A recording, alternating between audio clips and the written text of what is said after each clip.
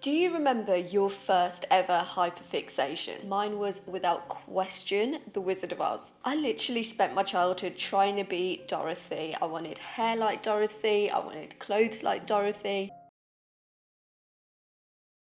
And I even have such a vivid memory from nursery school where I saw this dress that we were playing dress up with, and in my mind it looked like Glinda the Good Witch's dress, and I refused to take this dress off all day. Not just all day, I refused to take it off when I was going home. This film has such a special place in my heart, which is why it blows my mind to think about the juxtaposition from the magic that this film created and the absolute misery that went on in the production behind the scenes. And we're going to be talking about a supposed curse that has haunted and tainted this film for over 80 years. In case you missed the memo, The Wizard of Oz is a 1939 film adaptation based on the 1900 L. Frank Baum's novel, and it's generally to this day considered a modern day fairy tale. This magical story follows a young girl called Dorothy Gale as she's swept up by a tornado in Kansas and then transported to a mystical land called Oz. There she meets an array of characters such as the Wicked Witch of the West, a scarecrow, a cowardly lion, and the wizard himself, who all seemingly resemble people that she knows in her personal life in Kansas. When you hear about how labour-intensive this film was, it's astonishing to think that it even landed on our screens, yet alone that any of the cast members who walked down the yellow brick road ever made it out alive.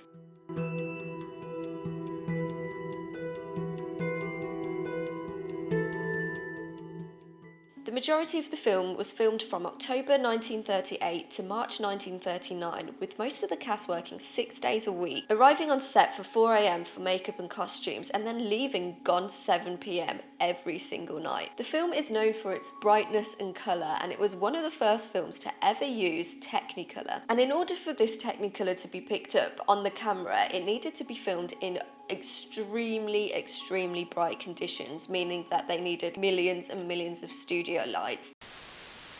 Okay, I'm watching this back editing and I don't know why I said millions. It definitely wasn't millions of studio lights, but it was a lot. Also, I found out that Dorothy's iconic blue and white dress wasn't even blue and white at all. It was actually blue and baby pink, but because of the really bright conditions, it showed up as blue and white on camera. The more you know. Anyway, back to the hot filming conditions. And as a result, the temperatures on set were nearly 40 degrees every single day. Due to the extremely high temperatures on set, a lot of the cast and crew would often faint. And on top of that, the working conditions were dangerous because of the set itself. One of the materials that was used all over this film was asbestos, such as when Dorothy is lying in the poppy field and snow is falling on her, and also in the witch's broomstick. We know now that it was very harmful, and I've actually done a full deep dive on a conspiracy theory involving asbestos, where people knew it was more harmful before it was banned, so they were kind of not knowingly but sort of unknowingly putting their actors at risk. There was rumours that asbestos was dangerous by this point. But you know, why not lie in a field of it? Pretty much most of the main cast involved in this film ended up being severely injured on set. Bert Lahr, who played the Cowardly Lion, had to endure long hours on set in his costume, which was made up partly of a real lion's coat. And this costume wasn't washed throughout the duration of filming. I mean, I don't know about you. If I was wearing a lion's costume for even just one day in 40 degrees heat and dancing around in it, that would have been sweaty. Can you imagine like 6 months of filming that and wearing that costume day in, day out, pretty much never taking it off? That must have stunk. But he got off quite lightly compared to the rest. The makeup artist who worked on set was Jack Dawn, and he was one of the first to use foam latex makeup, which was used for the Cowardly Lion and the Scarecrow masks. The actor who played the Scarecrow was called Ray Bolger, and it was his childhood dream to play a Scarecrow ever since he had seen his childhood idol Fred Stone play a Scarecrow on stage in 1902. However, fulfilling his childhood dream left him with permanent scars. The Scarecrow mask took a minimum of 2 hours every single day to put on and a minimum of 1 hour every single day to take off. I swear down I would not have the patience for it. We would wrap up shooting and I'd be like, you know what, I'm just going to rip it off. Like, I don't care, I want to go to sleep. Anyway, because of this latex grid that was put on their faces, the Scarecrow and the Cowardly Lion were left with semi-permanent lines down their face that didn't go for months after filming. Also, because of the latex that was used in the costumes, the Cowardly Lion and the Scarecrows, oh my god, like it must have been so uncomfortable for them because they couldn't even sweat in these materials. I can't even imagine it. They must have been so uncomfortable and just felt sticky all day. But the fate of the Tin Man actors is no better, and yes, you heard me right, actors, because they went through two. The first Tin Man actor was Buddy Ebsen, who on the first few days of filming got an allergic reaction to the costume. But 10 days in, it started to become clear that this was no ordinary allergic reaction. And in fact, it wasn't actually an allergic reaction at all, it was poisoning. It turns out that the makeup being used had aluminium powder to achieve the tin effect. However, this is extremely toxic to inhale, and the studio executives only really appreciated the severity of what he was going through when he was hospitalized and he was put under an oxygen tent to help him survive. I don't even know what an oxygen tent is, but it doesn't sound pleasant, doesn't sound like it was like a glamping experience for him. However, in Hollywood, the show must go on, so instead of letting him recover, they decided just to immediately get a new replacement, Jack Haley, to play the Tin Man. So the studio never really told Haley why he was replacing Ebsen for the role. He just sort of assumed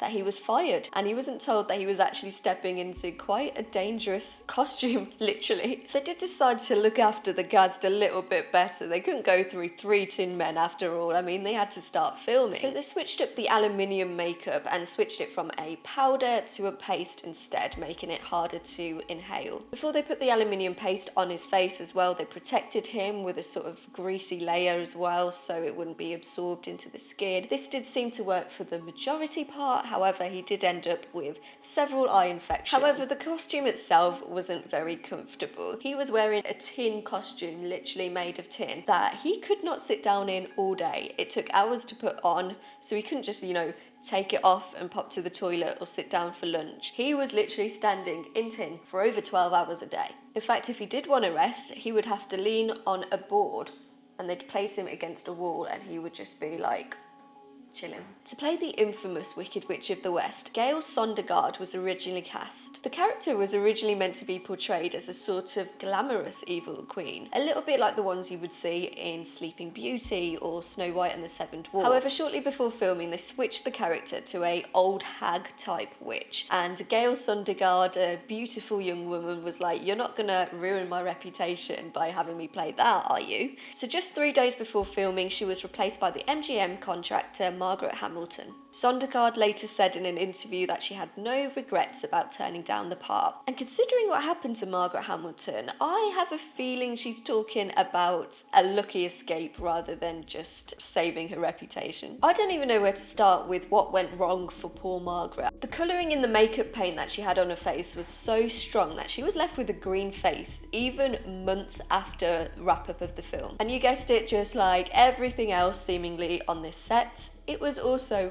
poisonous makeup. This means that she couldn't, lick her lips or inhale it of any kind. So for the entire duration of the film, she had to have a liquid diet and use a straw to eat. That way it would kind of prevent all the poisons going in her digestive system.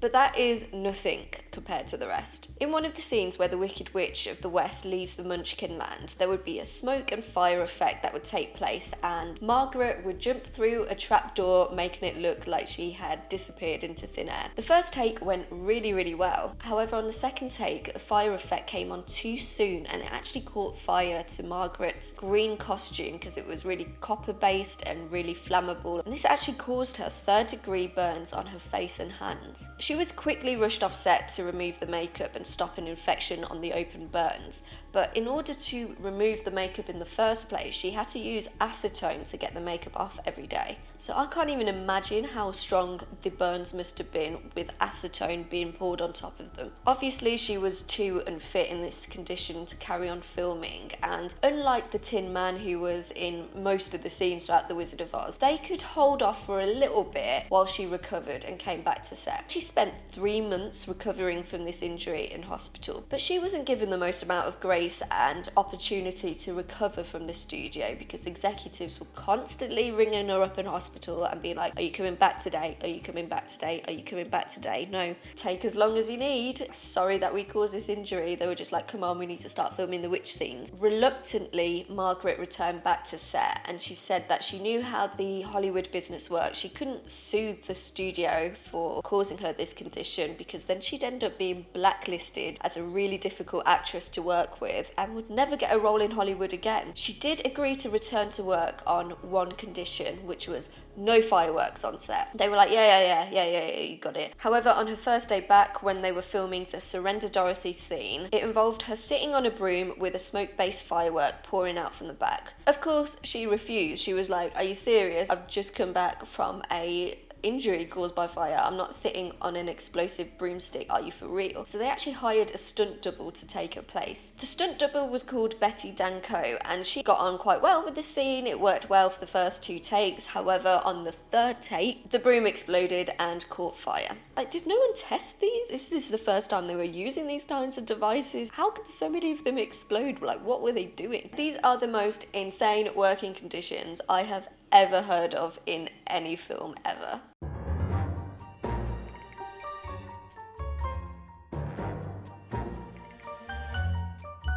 So there have been rumours circulating the Munchkins for the best part of a century now. MGM, the studio behind The Wizard of Oz, hired children and 124 little people to play the famous Munchkins. As you can imagine, little people faced a lot of discrimination in the 1930s. The world wasn't as progressive as what it is today. But at first, The Wizard of Oz seemed like a great opportunity to change the world and flip stigmas on their head and give equal opportunities to all. MGM even went all out to make the actors feel the part. They designed and handcrafted over 100 different variants of Munchkin costume. People who worked as Munchkins on set, like Margaret Pellegrini, recall how exciting it was for them to work with so many other little people. And they recalled how much they really loved working with Judy because she was so kind to them on set. Most actors who played the Munchkins were already professional performers by that point. Most were hired from an existing group called, and do forgive me here, I don't think this is a politically correct term anymore, but they were called the Singer Midgets. And the group was named after Leopold Singer, who was the man who recruited all these performers. They were a German group, and they were actually allowed at the time of filming this film to flee Germany and escape the war to work on a magical Hollywood film. Like, what a fantastic opportunity for them. At first glance, things look really good and promising for the actors who played the Munchkins. However, when you scratch beneath the surface, you realise things weren't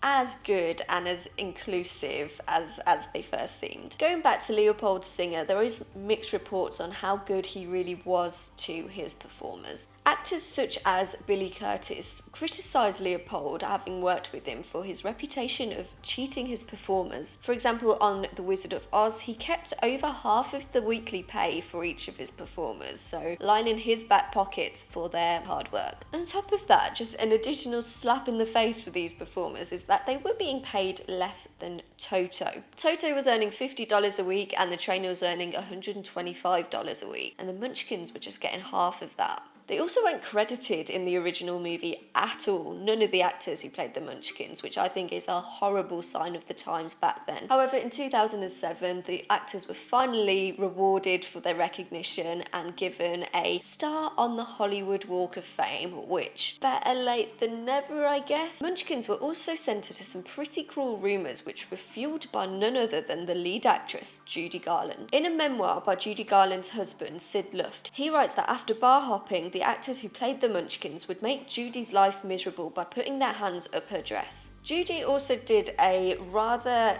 visibly intoxicated interview where she also said strange things about the Munchkins. She said that they would get drunk and that they would have to pick them up in butterfly nets. Like, I don't know about you, that just sounds insanely made up to me. Like, there is no way that is true. These claims are also disputed by film historians. They say that it is true that the Munchkins would go out and have a cheeky bevy after work, but that no one on set witnessed them ever harassing Judy. Liza Minnelli, who is the daughter of Judy Garland, also debunked a lot of her stories. She just said her mother was an excellent storyteller and people enjoyed listening to her stories, whether they were true or not, so she would just come out with the most outrageous stuff anyway. Experts on Judy Garland's life also refer to her little rant about the Munchkins and say that she was scared of the Munchkins on set, but this was actually a deflection of the misery and the cruel way she was treated on set, which I will get onto later on. Now, Now, I can't talk about the Munchkins without talking about perhaps one of the biggest urban myths that exist about this film. I swear this was one of the first urban myths I ever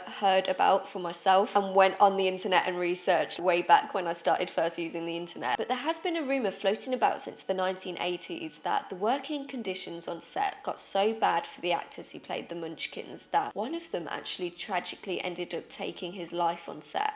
And supposedly you can see his hanging body in the background of one of the forest scenes when the main characters are frolicking down the yellow brick road. Eventually, people started spotting this in the background of this scene, so the studio kept releasing re-edited re-releases. A video also surfaced in 2011 claiming to be the original from the movie, not from the restored versions, where you can see the body in the background. This theory, however, I do want to talk about it because it is probably one of the biggest pieces of discourse around this film, but apparently this rumour is long been debunked. In the versions since the 1980s, you can actually see what it is in the background a bit more clearly, and people have spotted that it actually just looks like a crane. A crane, you might ask? What's that doing there? Well, in order to make the forest scene look more natural and as realistic as possible, the studio supposedly hired live animals just to walk around the set. Apparently what you can see in the background is just one of these cranes that they hired,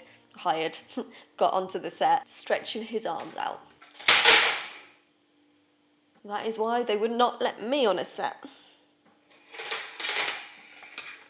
This, paired with the fact there's no actual reportings of anyone ever taking their life on set, has led a lot of people to think, okay, the crane explanation is the most likely explanation. I literally cannot stress this enough that this is not me doing a full-on Logan Paul forest video by sharing that clip. There's a really great YouTube video which I'll link down below that debunks this in detail, but basically depending on the quality of the VHS player you use, the original footage will either show up more blurry or you can see the bird in detail. Also, the Munchkin scenes hadn't even started to be filmed at the point that this scene was filmed, so literally no Munchkins were on set at this time, so sorry if this kills the imagination. But you know the internet and conspiracy theories. People are skeptical because they believe that the re-release versions are actually the edited and tampered version, and that the re-releases were a tampered version to cover up a history of a film that was already so dark.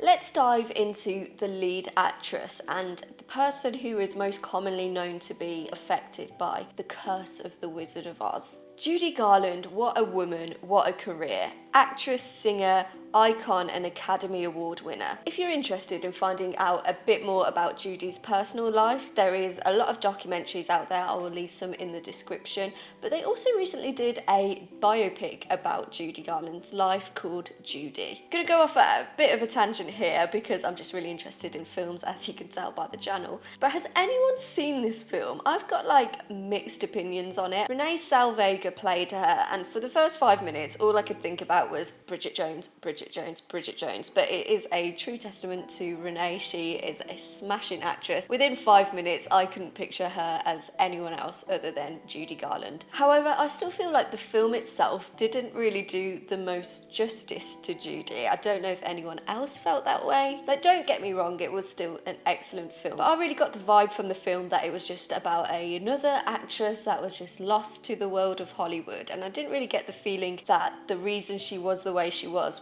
because of all the abuse that she went through. I don't know, I just get more emotional actually reading about what happened in Judy Garland's life rather than from the film when I was watching it, which I feel like shouldn't be the case from a biopic. Don't know if anyone else feels that way or if I'm just like emotionally hollow. I don't know. Anyway, let me fill you in all about Judy. Judy Garland was her stage name, and she was actually born as Frances Ethel Gum. Since the age of 2, she was performing with her 2 older sisters in an act called the Gum Sisters. But even from birth, her upbringing was extremely toxic. When Judy's mother Ethel was pregnant with her, she actually looked into getting an abortion, which for the record is a big deal back then because it was illegal and highly dangerous, which just goes to show how much much she didn't want this child. Judy's mother was a classic stage mom, and Judy even accused her of being jealous of her talents. She was out sleeping around in Hollywood quite a lot, which Judy often speculated was in order to get her the big roles. Judy's father passed away from meningitis when she was just 13 years old, which was around the time that she was signed by MGM. And this meant that her upbringing was left entirely in the hands of her mother, who was emotionally unavailable and didn't have her best interests at heart, and also at the hands of the studio executives, who were not the best to her. There was a lot of claims of abuse from the studio executives, particularly about MGM's co-founder Louis B. Mayer. He once told Judy as a 13-year-old child that her singing was so beautiful and from the heart. And as he was describing this is literally so gross to talk about, and it literally makes me so, but he literally praised her for singing from the heart and then proceeded to grab her heart by groping her chest area. She confronted him about this, saying it made her uncomfortable, and he literally just completely gaslit her, saying, no, this is a father-daughter relationship that we have, which was particularly cruel considering he knew full well that she had just lost her father. She said many times that the only time she ever felt truly loved or wanted as a kid was when she was on stage performing. When she first signed to MGM, despite Judy's obvious talents, the studio hadn't quite worked out what to do with her yet. She was older than a typical child star at the time, but still a little bit too young for any adult roles. Judy Garland wasn't the original pick for Dorothy, and boy was she not allowed to forget it. She had to live in the shadow of Shirley Temple, who was originally considered, but she was too young and didn't quite have the vocal range for the role. Also, things in Hollywood worked a little bit differently to what it does now, so actors, they were signed to studios who then assigned them to films. They didn't go out and audition for a role per se. Shirley Temple was signed to Fox Film Corporation, which is now known as 20th Century Fox, and they didn't want to lend her out to another studio for this role. Because of Judy's talents and for her voice, which was so perfect for the hit song Somewhere Over the Rainbow, she landed the role. However, she wasn't treated in a way in which you would imagine the lead actress of a role would be treated. She was fully almost ostracised on set, and on top of that, her appearance was completely nitpicked and criticised by everyone around her. And can you imagine what that would do to a 16-year-old actress? Actor Roy Bolger, who played the Scarecrow, can be heard on a behind-the-scenes feature saying that she, Garland, wasn't exactly pretty, just plump. And she was also referred to by Louis B. Mayer, the co-founder of MGM, often to her face as the little piggy or the little hunchback. Her actual face was criticised as well often, and she wasn't considered pretty enough to play Dorothy, which to me is actually mind-blowing because I look at pictures of Judy Garland, I'm like, oh my god, what a precious, beautiful young girl. But she was completely made to feel butters. She had to wear removable caps on her teeth and rubber discs up her nose to reshape her nose. And on top of that, she had to endure excessive fat shaming. And I use that term lightly, fat shaming, because I'm like,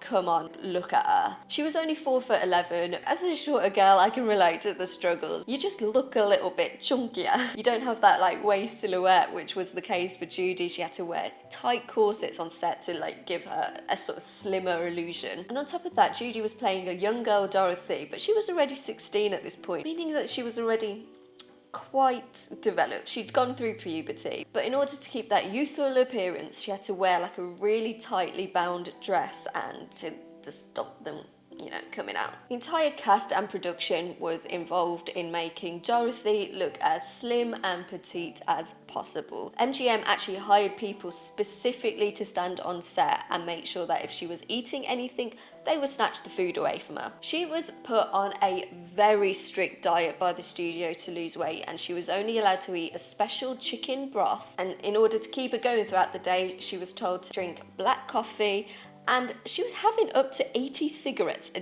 day. It just breaks my heart to think what she went through. Having grown adults just constantly talk about your weight is enough to give anyone a lifelong complex. On top of that, because she wasn't eating, she wasn't sleeping, and she had really intense scenes to film which involved her, getting out and about and dancing and singing live on set. The studio executives also put her on a strict regime of pills, aka drugs. She was given loads of sleeping pills at night to make sure that she gets the most out of the 2 hours sleep she was allowed to have, and then to wake up and get her started for the day, she was given loads of uppers and things that would just perk her up and allow her to perform and sing for hours every single day. It's just crazy to think that this poor 16-year-old girl that you see on your screens was absolutely dosed up to the max on just any drugs the studios could get their hands on. Now, the combinations of all the different pills that she was taking and also the sleep deprivation and the extreme hunger that she was facing would often mean that she would just burst out into uncontrollable laughing fits on set. She actually ended up being slapped by one of the film directors, Victor Fleming, because there was a scene where the Cowardly Lion introduces himself to Dorothy and she just burst out laughing. So he actually just slapped her around the face. Once the scene was done, Fleming was apparently so ashamed of himself and he went up to Garland to ask for her forgiveness, and she actually just went and kissed him on the cheek, which I think is a huge testament to Judy's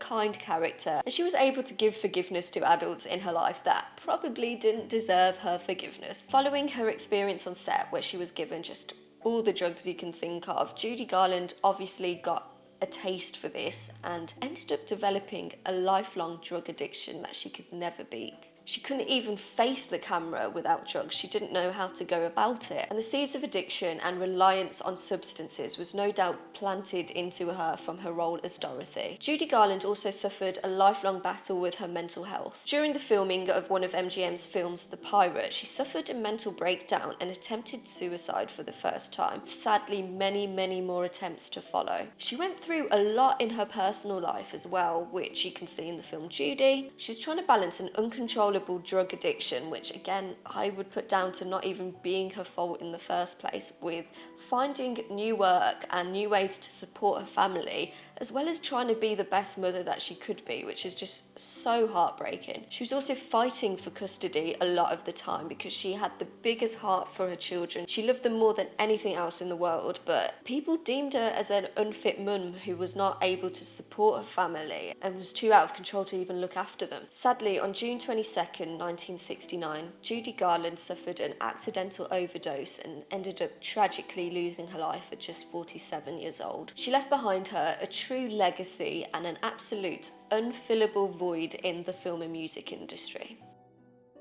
Now, do I think there is necessarily a Wizard of Oz curse? I mean, maybe. Do I think there is actually anything supernatural going on, like a spirit that is haunting the set? I don't think it's anything supernatural, but I think it's a curse that is very prominent in other Hollywood films as well, and that is a curse of greed. I mean, the studio executives were just pushing the cast to their absolute limits, putting them in dangerous circumstances and just making them uncomfortable around the clock, all in order just to get the perfect film. I do think there is a silver lining and a lesson that has been learnt from productions like The Wizard of Oz. I mean, working conditions, I hope, are nowhere near as bad as what they used to be. They just absolutely couldn't get away with the lack of health and safety regulations like they had back then. So if anything can be taken away from The Wizard of Oz curse, I hope it has been the flagship in the revolution for workers' rights and the inclusion of actors of all shapes and sizes in the movie industry. All in all, The Wizard of Oz, despite what went on behind the scenes,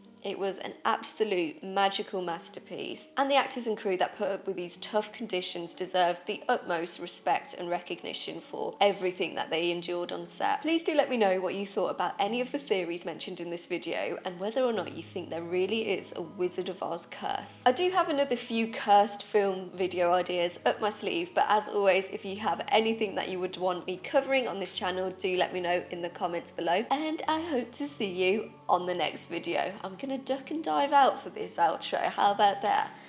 I'm not gonna walk off because then you can see my pajama bottoms. Whee!